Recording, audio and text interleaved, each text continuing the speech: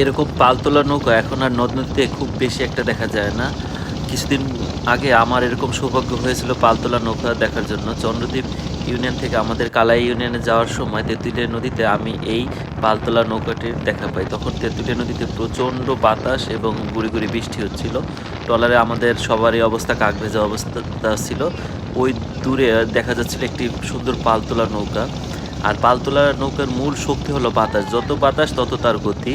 এখন তো ইঞ্জিন খুব অল্প বয়সে ইঞ্জিন কিনতে পাওয়া যায়। কিন্তু এই যে পালতোলা নৌকার এটারও গতি কোনো অংশে কম ছিল না। যেহেতু প্রচণ্ড বাতাস ছিল। ও প্রায় সমান তালেই আগাইতেছিল আমাদের ট্রলারের সমান তালেই।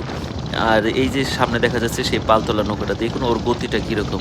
একসময় প্রচুর এরকম পালতোলা নৌকা ছিল কিন্তু ইঞ্জিনের সহজলভ্যতায় এখন আর এইসব নৌকা দেখা যায় না। এটা একটি ইলিশ ধরার নৌকা ছিল। ওই ইলিশ ধরে এই ছোট খাল দিয়ে কালাইয়ার বাজারের দিকে যাচ্ছিল।